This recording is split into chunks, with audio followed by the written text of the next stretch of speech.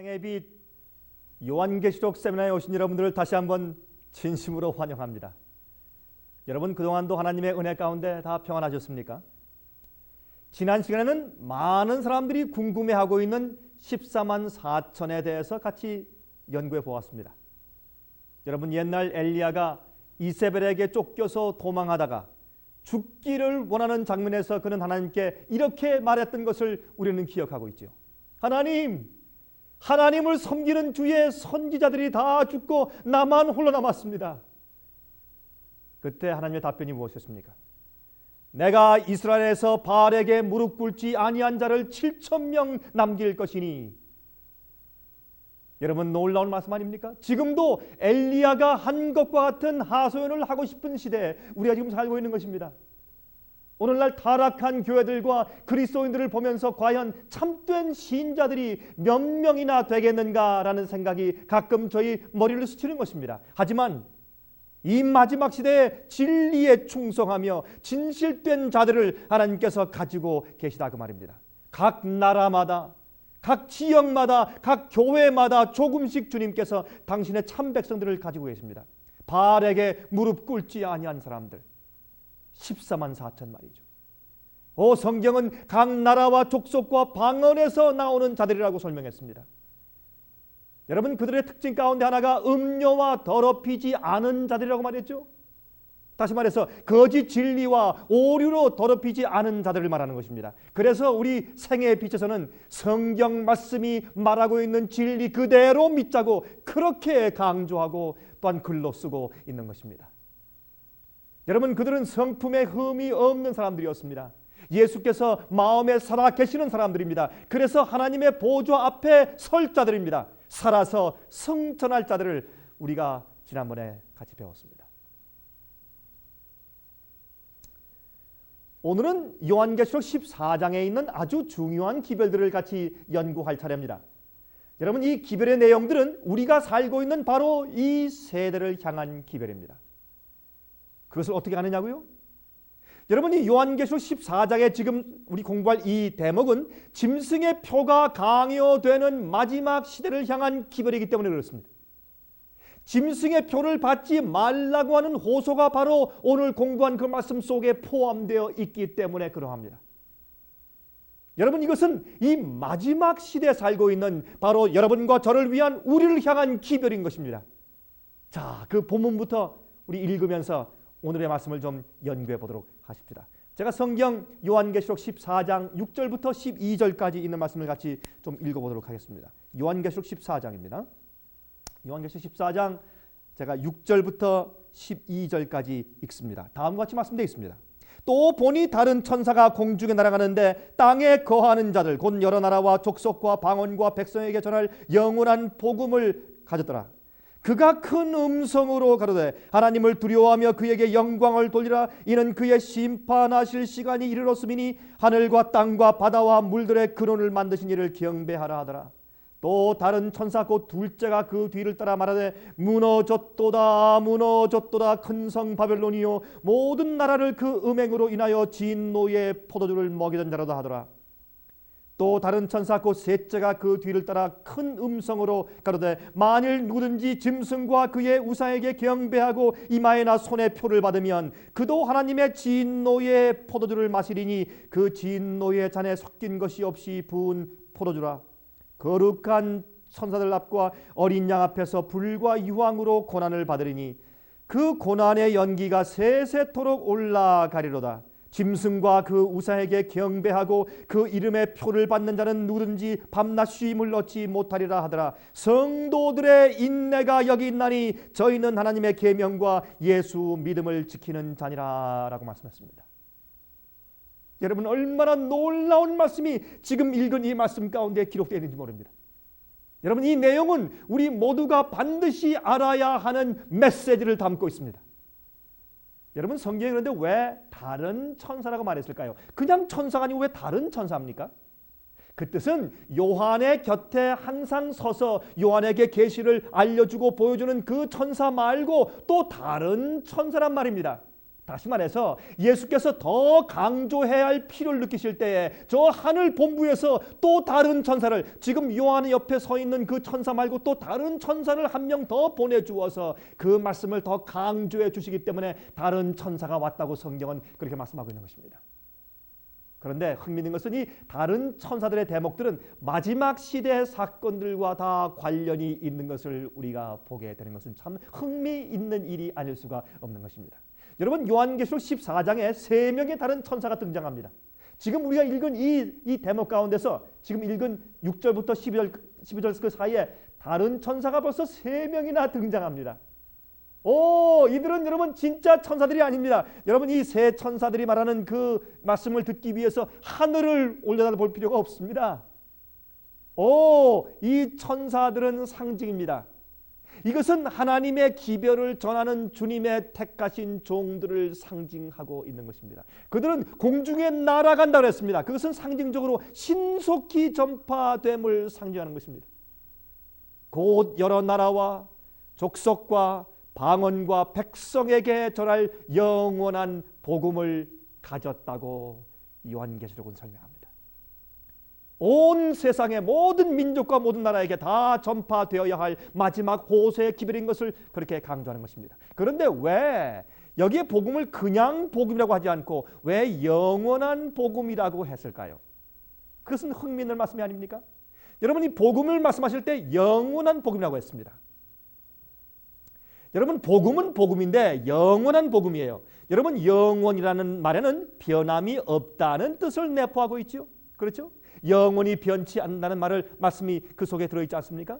여러분, 옛날 복음을 처음 선포하셨을 때부터 전혀 변하지 않는 그 원래 복음이라는 뜻이죠. 그래서 영원한 복음입니다. 자, 그렇다면 이 마지막 시대에 성경의 복음이, 성경 말씀에 기록되어 있는 그 복음이 변질되어 있을 가능성을 말하는 것이 아니겠습니까? 그래서 변치 않는 원래 옛날의 그 복음을 말하는 것이 아니겠습니까? 여러분이시여, 요한계시록 10장을 공부할 때 우리가 이미 배웠습니다. 요한계시록 10장 7절 좀 보겠습니다. 요한계시록 10장을 우리가 공부할 때 이미 제가 언급을 좀 드린 바가 있습니다만은 요한계시록 제가 10장을 좀 읽겠습니다. 요한계시록 10장 7절 보면 이런 말씀이 있어요. 일곱째 천사가 소리내는 날 그 나팔을 불게 될 때에 하나님의 비밀이 그 종 선지자들에게 전하신 복음과 같이 이루리라. 여러분, 참 흥미있는 말씀이죠. 여기에도 하나님의 비밀이 그 종 선지자들에게 전하신 복음과 같이 이루리라. 다시 말해서 성경에 있는 선지자들이 전한 것과 같은 복음이라고 강조하고 있어요. 다시 말해서 앞으로 마지막 시대에 복음이 변조될 가능성이 있단 말입니다. 그래서 변치 않는 원래 그 복음에 대해서, 영원한 복음에 대해서 요한계시록은 그렇게 강조하고 있는 것입니다. 여러분, 잘 들어보세요. 오늘날 교회들 안에 값싼 복음들이 들어와 있습니다. 자유주의의 복음들이 들어와 있다 그 말입니다. 신자들에게 거짓 안전을 가져다 주는 복음들이 들어와서 좌정하고 있다 그 말입니다.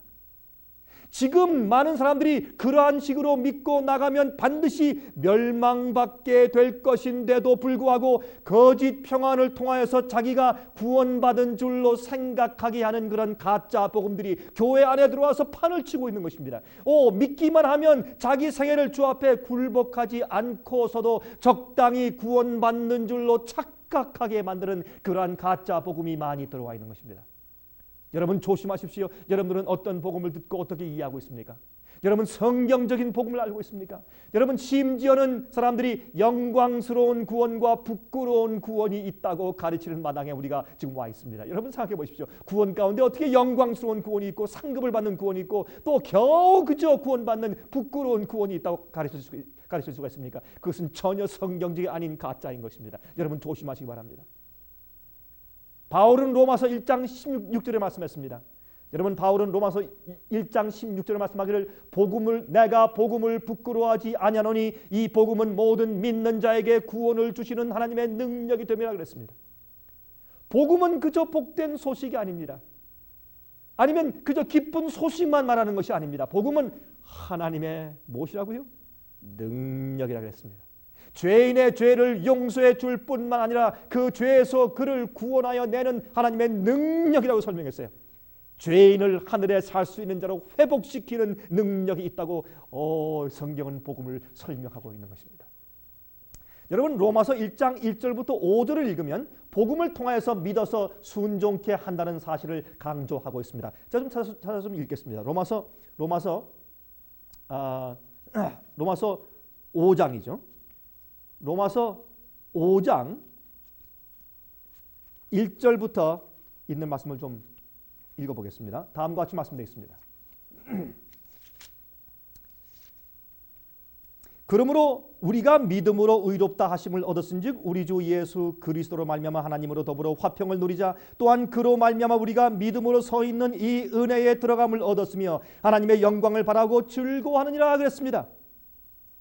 다만 이뿐 아니라 우리가 환난 중에도 즐거워하니 이는 환난은 인내를, 인내는 연단을, 연단은 소망을 이루는 줄 아미로다. 소망이 부끄럽게 아니하면 우리에게 주신 성령으로 말미암아 하나님의 사랑이 우리 마음에 부은 바 됨이니 그랬습니다.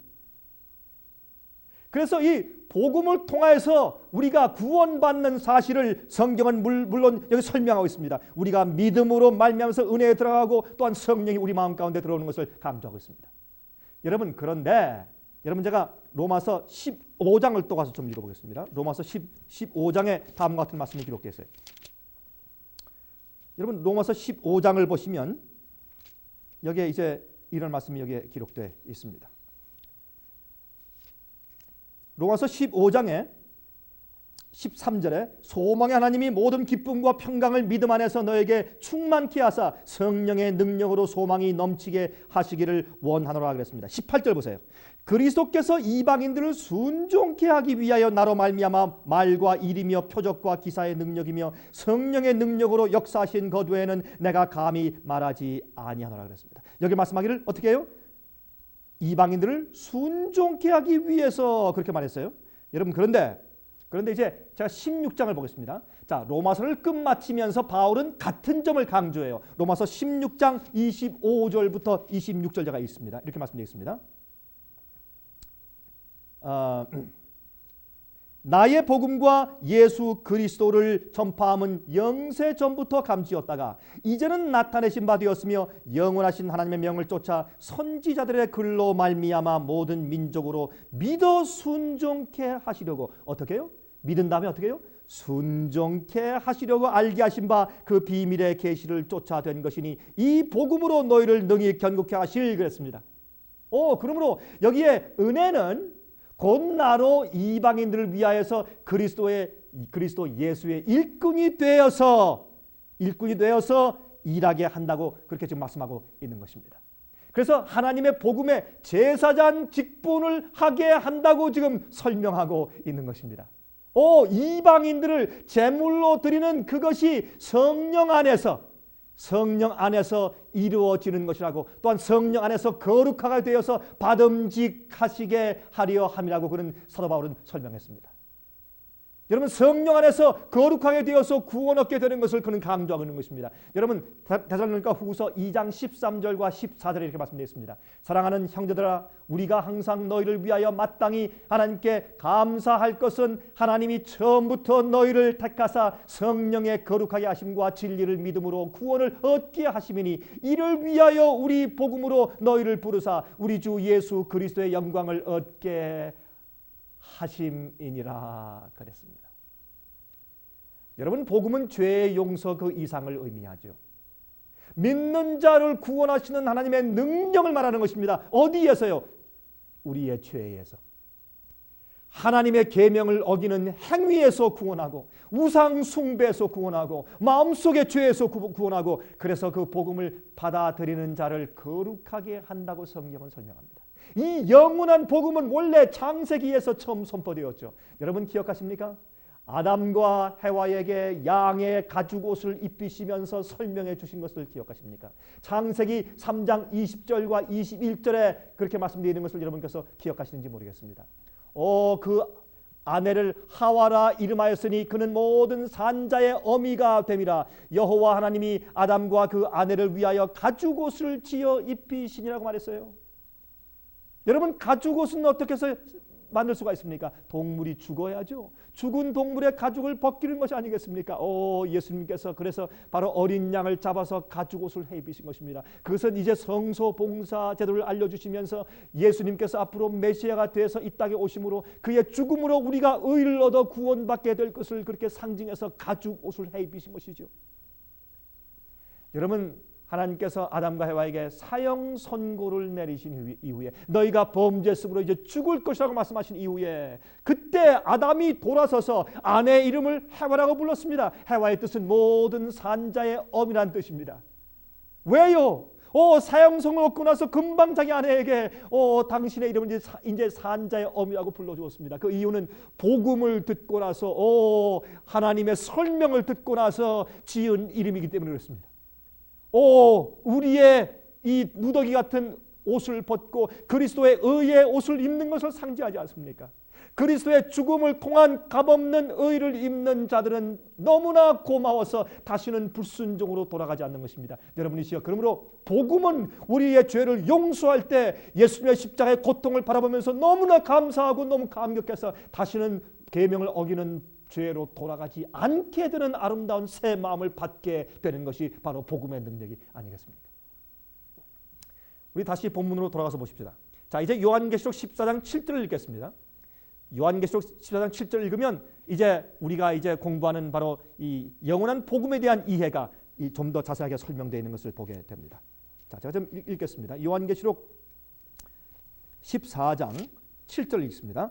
또 보니 다른 천사가 공중에 날아가는데 땅에 거하는 자들, 이것은 6절이죠. 곧 여러 나라와 족속과 방언과 백성에게 전할 영원한 복음을 가졌더라. 7절에 그가 큰 음성으로 가로되 하나님을 두려워하며 그에게 영광을 돌리라. 이는 그의 심판하실 시간이 이르렀음이니 하늘과 땅과 바다와 물들의 근원을 만드신 이를 경배하라 하더라. 그가 큰 음성으로 말해요. 왜? 마지막으로 가장 중요한 기별이기 때문에 하나님을 두려워하며 그에게 영광을 돌리라고 설명합니다. 여러분, 무슨 뜻입니까? 이 7절에 있는 말씀들이 바로 이 영원한 복음의 내용들이에요. 이 첫 번째 천사가 가지고 있는 영원한 복음의 내용들이 7절에 설명되어 있는 것입니다. 이 첫 번째 천사가 영원한 복음을 가지고 그 복음을 선포하고 있는데 어떤 내용으로 한단 말입니까? 7절에 있는 내용을 한단 말인데 7절에 있는 내용이 뭐라고요? 하나님을 두려워하고 그에게 영광을 돌리라고 촉구하고 있다, 그 말입니다. 왜요? 그 다음에 설명하기를 이는 무슨 뜻입니까? 그 이유는 그의 무슨 시간이요? 심판하실 시간이 이르렀음이니라고 말했습니다. 그러므로 무엇하라고요? 결과적으로 창조주를 경배하라고 설명합니다. 창조주를 경배하라고 설명합니다. 자, 먼저 좀 보십시다. 하나님을 두려워한다는 의미가 무슨 뜻입니까? 여러분, 신명기 6장 2절에 말씀하시기를 너는 너와 내 아들과 내 손자로 평생에 내 하나님 여호와를 경외하며 내가 너에게 명한 그 모든 규례와 명령을 지키게 하기 위한 것이며라고 설명했어요. 또한 신명기 8장 6절에 설명하기를 내 하나님 여호와의 명령을 지켜 그 도를 행하며 그를 경외할지니라 라고 설명했어요. 신명기 10장 12절부터 13절 보면 내 하나님 여호와께서 내게 요구하는 것이 무엇이냐? 곧 하나님 여호와를 경외하며 그 모든 도를 행하고 그를 사랑하며 마음을 다하고 성품을 다하여 내 하나님 내 여호와 하나님을 섬기고 내가 오늘날 내 행복을 위하여 내게 명하는 여호와의 명령과 규례를 지킬 것이 아니냐라고 설명했습니다. 또 시편 128장 1절에 말씀하기를 경외하며 하나님을 경외하며 그 도에 행하는 자마다 복이 있도다라고 설명하고 있어요. 고린도후서 7장 1절에 말씀하기를 사랑하는 자들아 이 약속을 가진 우리가 하나님을 두려워하는 가운데서 거룩함을 온전히 이루어 육과 영의 온갖 더러운 것에서 자신을 깨끗게 하자라고 설명하셨습니다. 여러분, 그러므로 성경의 해석은, 성경의 말씀은 하나님을 두려워한다는 것은 곧 무엇이라고요? 하나님의 명령을 순종한다는 뜻이라고 설명해 주고 있단 말입니다. 성경을 우리가 여기서 저기서 찾아서 성경 자체가 성경 말씀을 설명하도록 해주어야 합니다. 그래서 여러분, 하나님을 두려워하라는 뜻은 하나님의 명령을 순종하라는 뜻입니다. 그것은 무서워서 벌벌 떨라는 말이 아닙니다. 성경에서 하나님을 경외하고 하나님을 두려워하라, 여러분 같은 뜻이죠. 경외하는 것과 두려워하는 것은 하나님을 두려워하라, 다시 말해서 하나님을 경외하라는 뜻은 주의 명령을 순종하라는 뜻인 것을 우리가 알 수가 있는 것입니다. 자, 두 번째로 그에게 영광을 돌린다는 뜻이 무슨 뜻일까요? 여러분, 하나님의 성품을 닮아서 세상에 보여주라는 뜻입니다. 마태복음 5장 16절에 말씀하기를 너희 빛을 사람들에게 비추게 하여 저희로 너희 착한 행실을 보고 하늘에 계신 너희 아버지께 영광을 돌리게 하라. 무엇을 돌리게 하라고요? 영광을 돌리게 하라. 또 요한복음 15장 8절에 말씀하기를 너희가 과실을 많이 맺으면 내 아버지께서 영광을 받으실 것이요 라고 말씀했습니다. 너희가 과실을 많이 맺으면 아버지께서 영광을 받으실 것이요 라고 말씀했어요.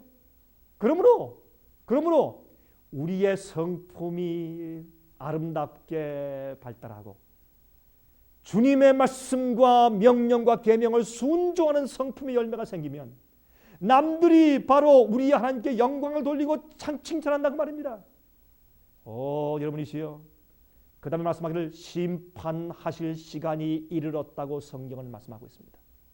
이것이 바로 첫째 번에 다른 천사, 첫 번째 온 천사가 한 말씀입니다. 여러분, 예수께서 재림하시기 전에 심판이 먼저 있다고 성경은 선포하고 있습니다. 베드로전서 4장 17절에 말씀하기를 하나님의 집에서 심판을 시작할 때가 되었나니 만일 우리에게 먼저 하면 하나님의 복음을 순종치 않는 자들의 그 마지막이 어떠하며 라고 말씀하였습니다. 또한 히브리서 10장 30절에 말씀하기를 원수 갚는 것이 내게 있으니 내가 갚으리라 하시고 또 다시 주께서 그의 백성을 심판하리라 하신 것을 우리가 아노니라고 성경은 말씀하고 있습니다.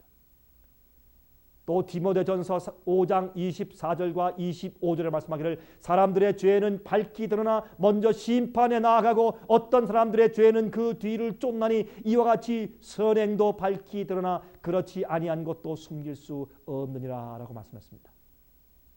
여러분, 마태복음 16장 27절입니다.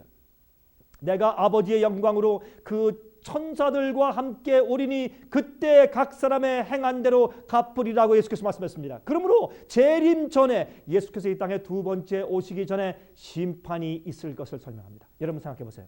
이 세상에도 집행하기 전에, 형을 언도하기 전에 미리 심판하고 조사하지 않습니까? 하늘 법정에서는 더욱더 그러하지 않겠습니까? 하나님께서 하늘의 기록책을 펴시면서 사람들에게 그 사람의 운명을 미리 선택하시고 미리 결정하시기 위해서 주님께서 천사들과 함께 기록책을 펴서서 조사하시고 심판하시는 일이 예수님의 재림 전에 하늘에서 먼저 선지하는 것입니다. 그러므로 심판할 시간이 되었으니까 어떻게 하라고요? 순종하라.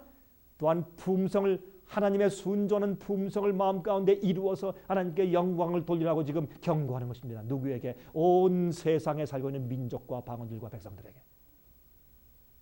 자, 그러면서 뭐라고 말합니까? 첫 번째 천사가 무엇이라고 말합니까? 조물주를 경배하라고 말합니다.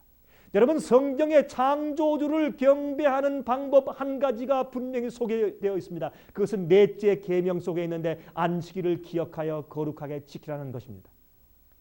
여러분, 안식일 준수에 대한 회복에 대한 말씀이 기록되는 것입니다. 그것도 마지막 시대 종교 개혁으로 회복될 것을 말하는 것입니다. 그래서 기억하여, 안식일을 기억하여서 거룩히 지키라고 성경은 말씀하고 있지 않습니까? 여러분, 둘째 천사가 뒤따르면서 또 선포하고 있습니다. 바벨론이 무너졌다고 선포했죠. 큰 성 바벨론이라고 말했습니다. 모든 나라들을 그 음행으로 인하여 진노의 포도주를 먹이던 자라고 설명했습니다. 여러분 아세요? 그런데 예레미야 51장 5절부터 8절 읽으시면 바로 이 바벨론이 무너진 데 대해서 여기에 설명해 두셨는데, 여러분 요한계시록에 있는 그러한 예언의 상징들은 다 구약 성경에 기록되어 있는 말씀들을 다 빌려다가 기록한 것을 우리가 알 수 있습니다. 여기 예레미야 51장 5절부터 8절까지 이미 이런 말씀이 기록되어 있어요. 대저 이스라엘과 유다가 이스라엘의 거룩하신 자를 거역함으로 죄과가 땅에 가득하나 그 하나님 만군의 여호와에게 버림을 입지 아니하였나니 바벨론 가운데서 도망하여 나와서 각기 생명을 구원하고 그의 죄악으로 인하여 그침을 보지 말지어다. 이는 여호와의 보수의 때니 그에게 보복하시리라. 바벨론은 여호와의 수중에 온 세계로 취케하는 금잔이라 열방이 그 포도주를 마시고 인하여 미쳐도다. 여러분 이 말씀을 이미 요한계시록에 인용하셨죠. 바벨론이 졸지에 넘어져 파멸되니 이로 인하여 울라 그 창상을 인하여 유황을 구하라 곧 나리라 그랬습니다. 여기에 바벨론이 무너짐에 대한 것과 또한 그가 온 나라와 백성들을 음행케 한 그 진노의 포도주로 잘못된 가르침으로 세상을 다 음행시킨 것을 여기에 이미 말씀해 놓았어요. 이 상징을 빌려다가 영적으로 적용시켜서 요한계시록에 사용한 것입니다. 여러분 구약시대에는 실제로 바벨론의 가르침과 그 우상 숭배를 받아들여서 이스라엘이 타락했습니다. 그것은 문자적으로 실제로 그랬습니다.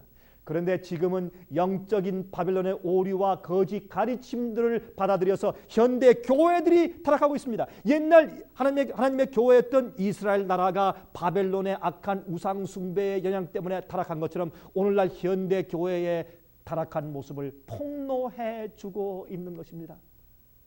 이 바벨론은 영적인 바벨론이에요. 교회 안에 들어온 이교의 잘못된 가르침들 말하는 것입니다. 바벨론이 된 상태를 말하는 것입니다. 주님의 교회들이 오늘날 교회들이 가르치고 있는 잘못된 오류들을 지적하여서 개혁하는 일들이 일어날 것을 여기에 예언하고 있다 그 말입니다.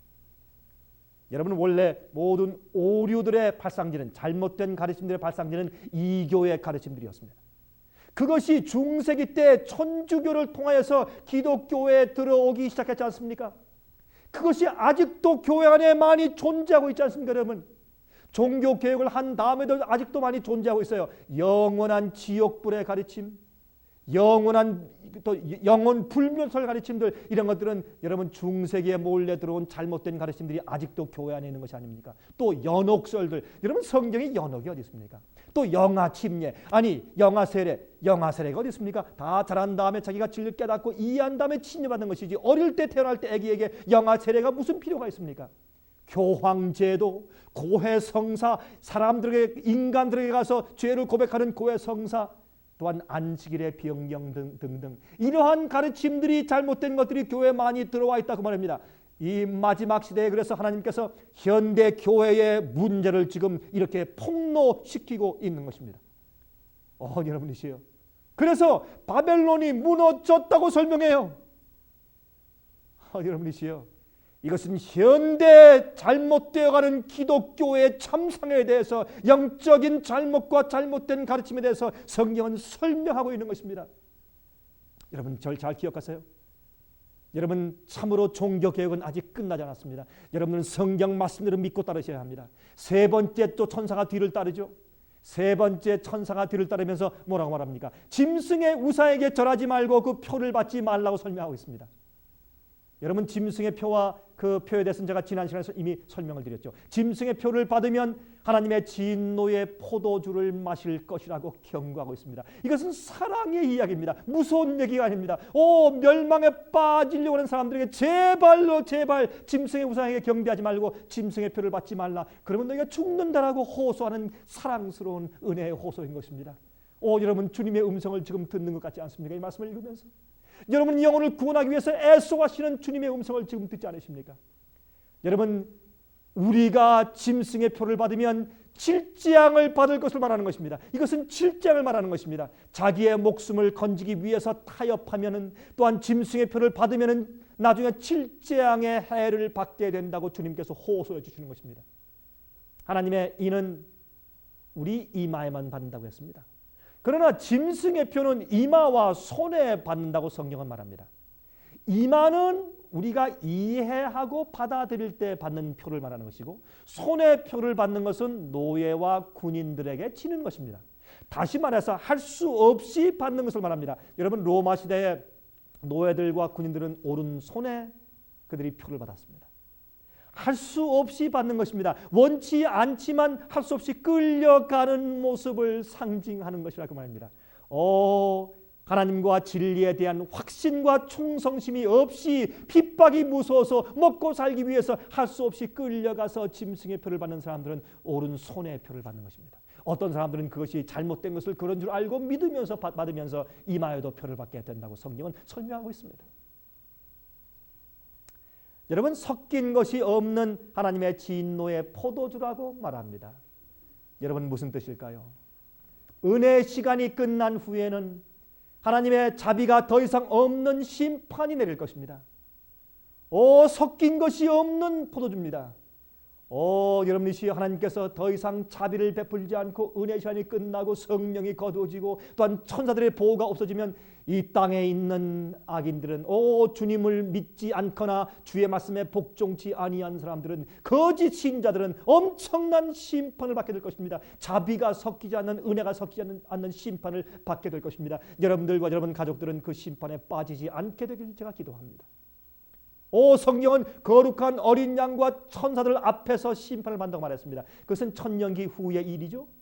여러분, 요한계시록 20장 7절부터 10절 가운데 이미 말씀해 두고 있지 않습니까? 좀 읽어보십시다. 요한계시록 20장입니다.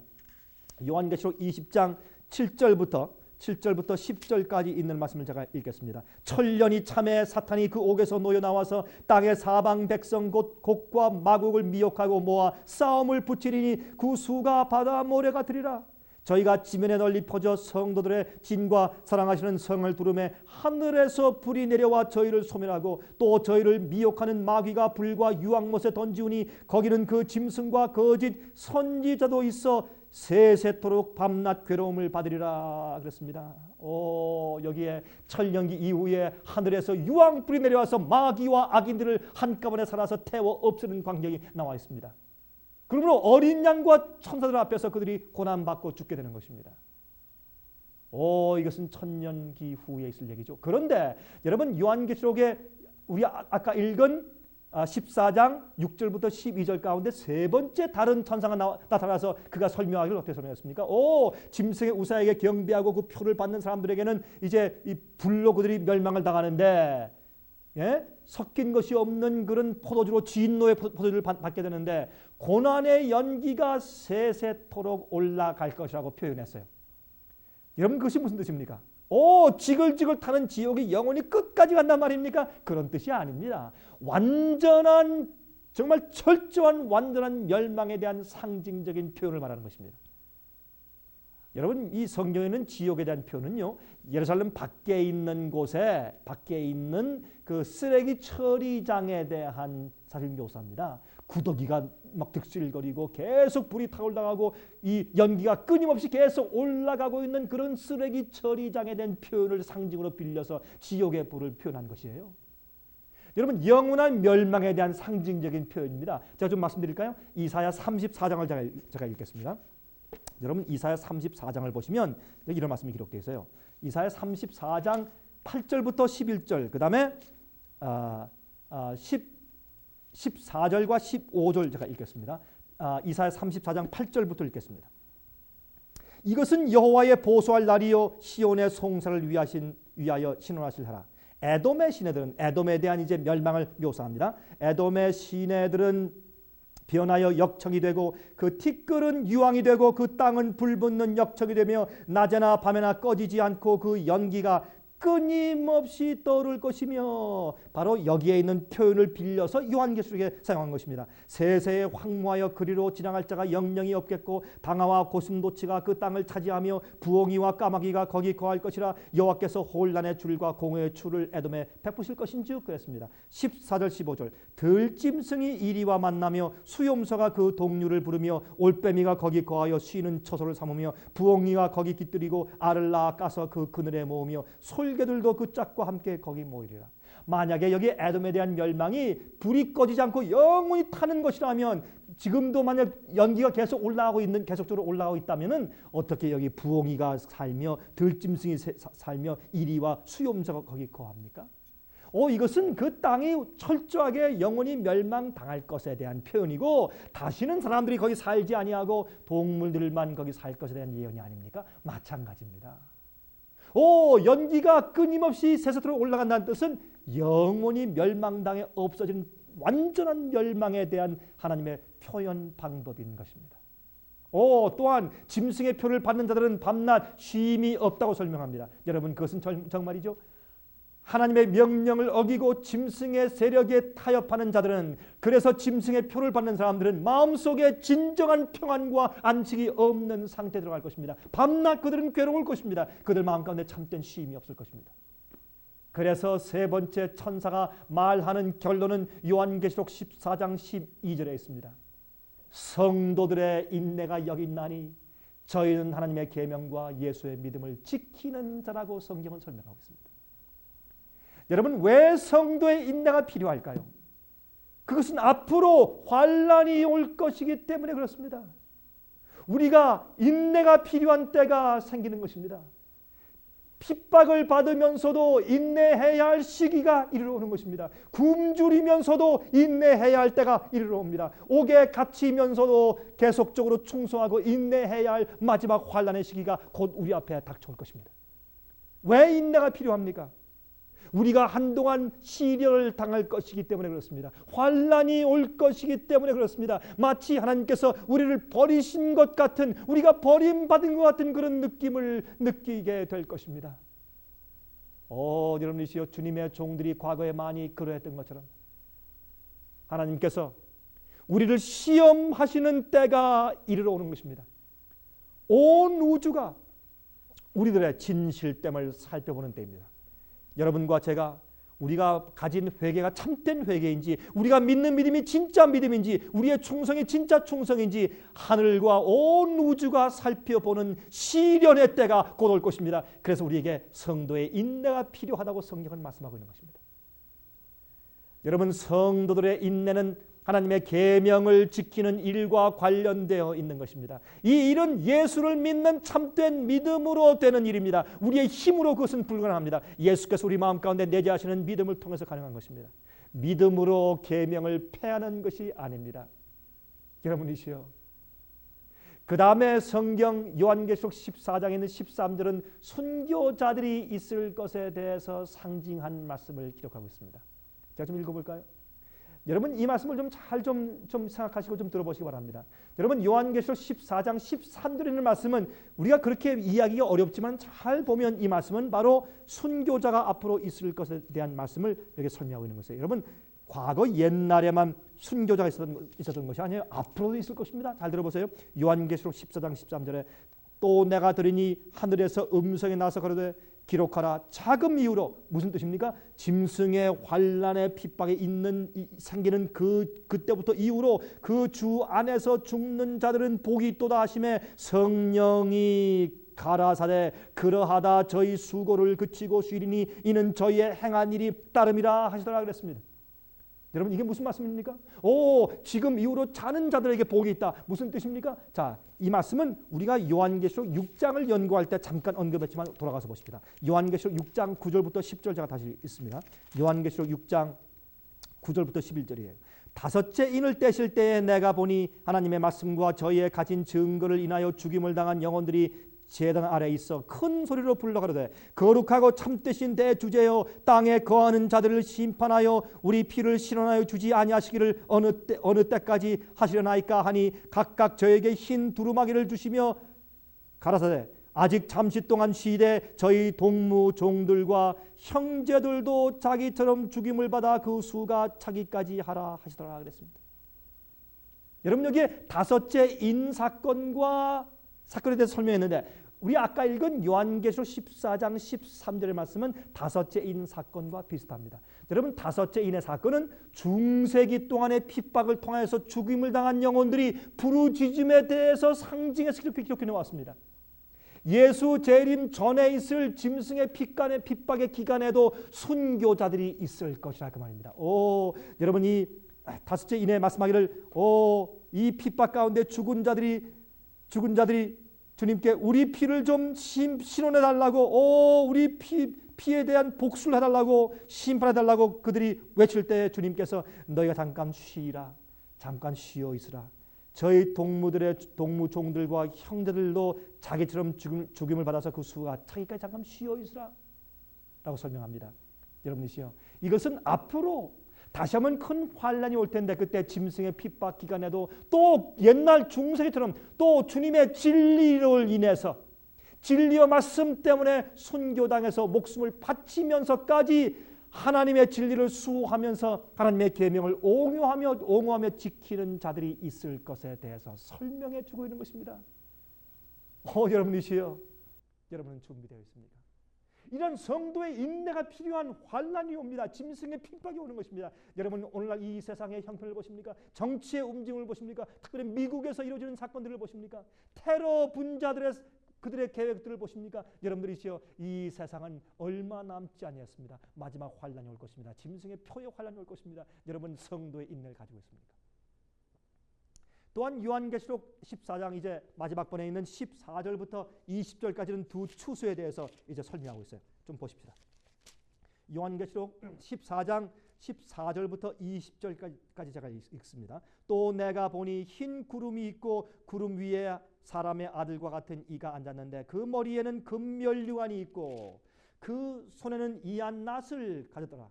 또 다른 천사가 성전으로부터 나와 구름 위에 앉은 이를 향하여 큰 음성으로 외쳐 가로되 내 낫을 휘둘러 거두라. 거둘 때가 이르러 땅의 곡식이 다 익었음이로다 하니 구름 위에 앉으신 이가 낫을 땅에 휘두름에 곡식이 거두어지니라. 또 다른 천사가 하늘에 있는 성들에서 나오는데 또한 이한 낫을 가졌더라.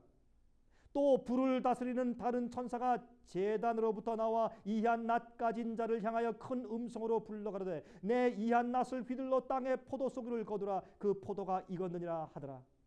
천사가 낫을 땅에 휘둘러 땅에 포도를 거두어 하나님의 진노의 큰 포도주 틀에 던짐에 성 밖에서 그 틀이 밟히니 틀에서 피가 나서 말굴레까지 닿았고 1600 스타디온에 퍼지더라. 여기에 두 추수에 대한 말씀이 나옵니다. 다시 말해서 알곡의 추수와 쭉정이 가라지의 추수가 있다고 말입니다. 알곡은 하나님께서 하늘 창고에 들이시고 쭉정이 다시 말해서 여기에는 이 포도 송이로 상징되어 있는 이 악인들은 포도즙 틀에 던져짐을 당해서 거기에 밟혀서 피가 낭자해서 심판당해 죽는 그러한 표상적인 기록이 여기 예언적인 말씀으로 기록되어 있는 것입니다. 여러분이시여, 예수께서 이 땅에 오실 때 그 전에 주님께서 심판을 통해서 이미 알곡과 가라지 두 무리를 나누실 것입니다. 여러분이 성경에 말씀합니다. 흰 구름을 타고 오시는 예수님에 대해서 이렇게 말씀해 두었지 않습니까?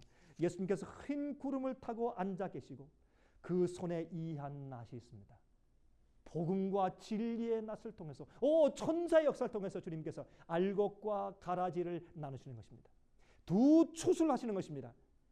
이 두 가지 종류의 추수 가운데서 여러분이시여, 여러분은 어디에 속하실 것입니까? 성경은 말하기를, 천사들이 말합니다. 구름 위에 앉아 계신 예수님께 말하기를 주님이시여, 지금 추수가 다 무르익었습니다. 알곡이 준비되었습니다. 주님 낫을 대서 추수하십시오. 이 세상에 지금 추수 때가 되었습니다. 주님께서 인치시고 주의 백성을 추수할 때가 되었다고 말입니다. 천사가 우리 인간의 귀에 듣지 못하는 말씀을 통해서 조용히 하늘을 향해서 주님께 주님이시여 추수가 준비되었다고 말할 때, 그때 이 땅에는 모든 인간들의 운명은 끝날 것입니다. 그때 여러분들은 어디 있을 것입니까? 여러분 보십시오. 그때 이한 낫을 가지고 와서 주님께서 추수하시는 것입니다. 의인들이 인침받는 경험인 것입니다. 자, 그 다음에 보십시오.